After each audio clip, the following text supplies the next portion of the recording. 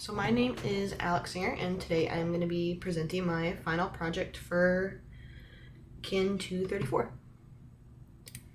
So for my Chapter 9 exercise, I did the bicep curl. So cues for this exercise would be having your elbows close to the body, your upper arms stable, and your shoulders relaxed, as I see here in my video. Some common mistakes with bicep curl would be too much swinging in the arms, not fully contracting your biceps, using too heavy of weight and not proper wrist position. You can see here my wrists are locked, my elbows are locked to the side of my body, and I'm fully extending my elbows as I go down with the weights.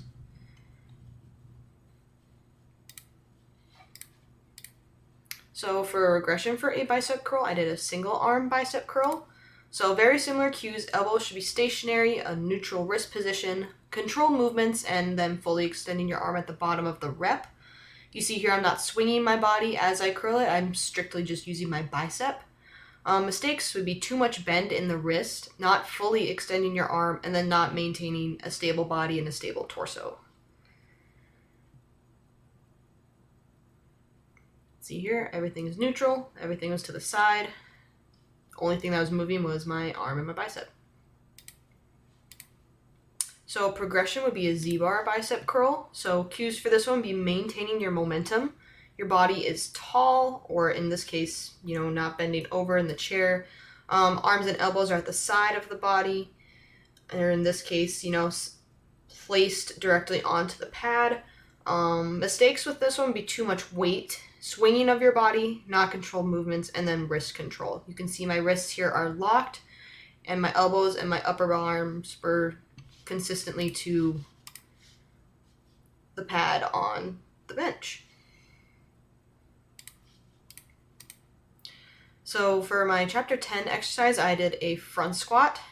Cues for this one would be feet square with the body. Your back is flat. The weight is rested on top of your deltoids and your shoulders. Your feet are on the ground, and you maintain a good 90-degree angle as you're going down. Some mistakes would be an incorrect grip, your elbows dropping, a rounded back, and leaning forward. You can see I lead with my back going out behind me, and I'm not leaning forward. My elbows are almost parallel upward from my knees. So regression of a front squat would be a dumbbell squat. So this is very similar with front squat anyway. You keep your feet flat, your back is straight, butt out, and you're facing forward.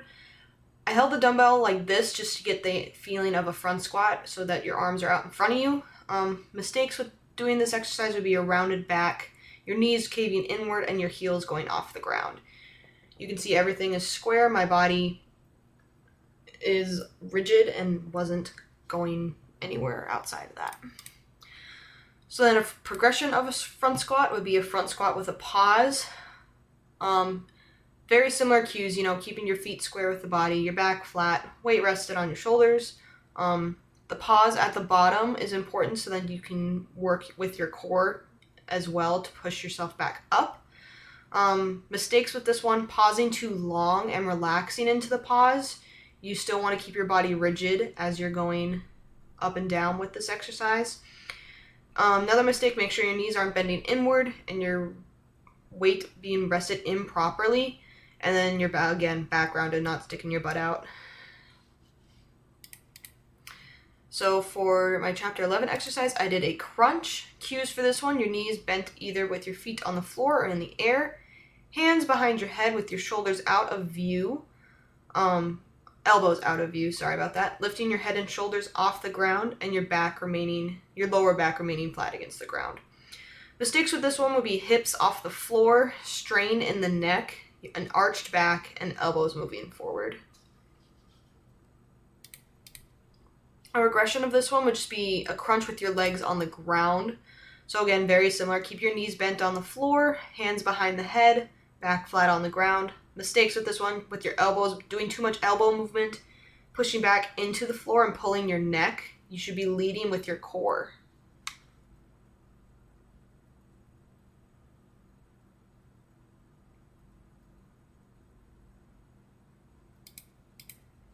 And then a progression with this one would be crunch with the legs straight in the air. This one is really difficult, so again, this is for somebody who does this a lot. I don't. So this would be with your legs extended upward, engaging all parts of your core and your hands behind your head. Mistakes would be, relaxing your legs, crunching too high or not a full rep, and then relying on your momentum, making sure you're doing those pauses in the air, so then you're getting that full crunch. And then the last chapter 12 exercise is a deadlift.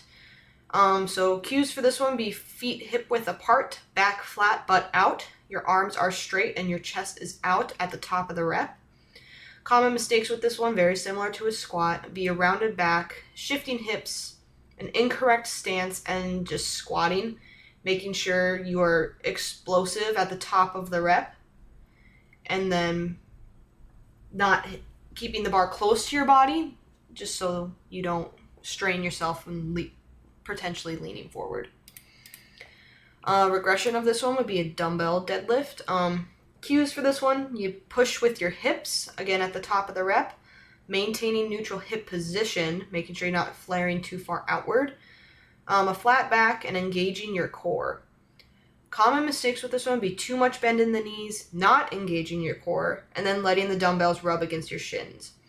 It should be a very similar position as you would a barbell.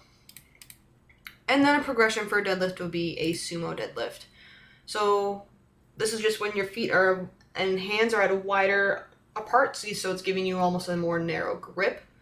Cues for this one, flat back, wide stance, push with the hips and keeping the bar close to the body.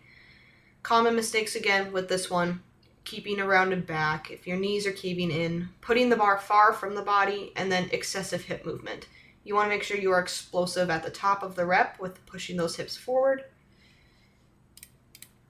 And then that is my presentation. Hope you were able to learn a little bit of something from it and can apply these exercises to your workout routine. Thank you for watching.